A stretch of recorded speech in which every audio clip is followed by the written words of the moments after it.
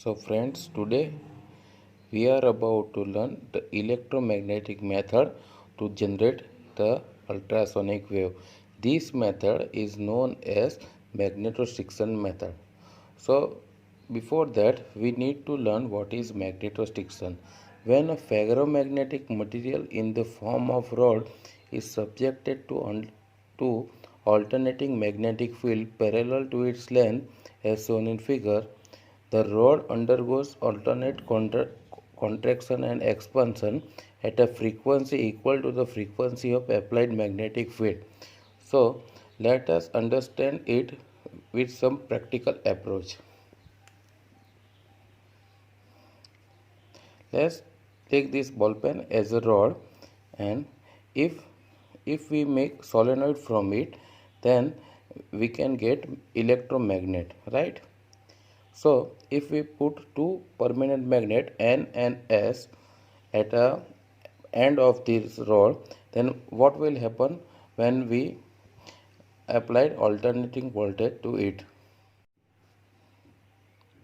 So in the positive half cycle, when current passes from this end to this end in this manner, then according to right hand thumb rule, the magnetic field will flow from this to this.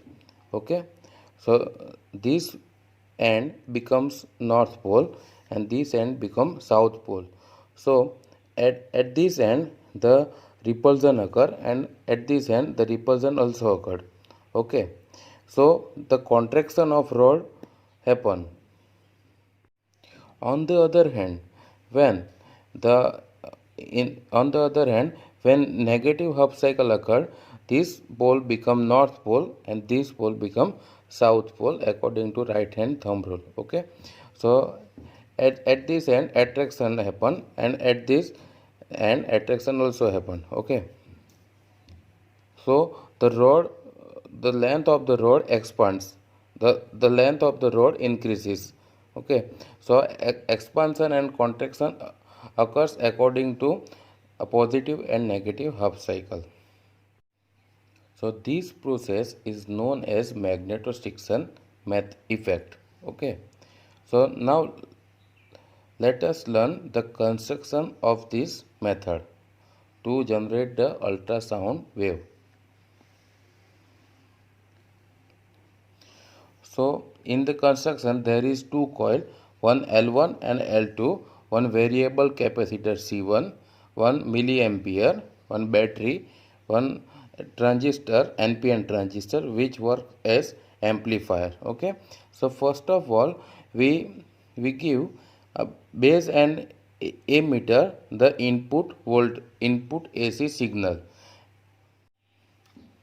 So this AC signal will be amplified by the NPN transistor because of biasing by the battery. So the L1, so at the coil L1 the magnetostriction occurred, and in the same manner at the end of L2 the magnetostriction occurred, and variation in flux can be noted by the coil L2. In this method, there is no need for continuous input signal because here L2 coil works as a feedback loop.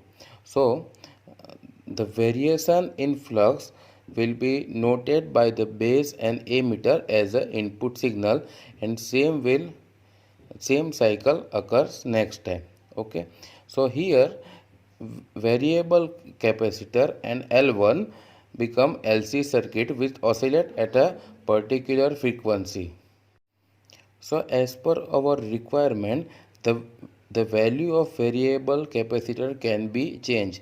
So the frequency of oscillation can also be changed as per the value of variable capacitor C1, and at this way we can get desired frequency of the ultrasound wave.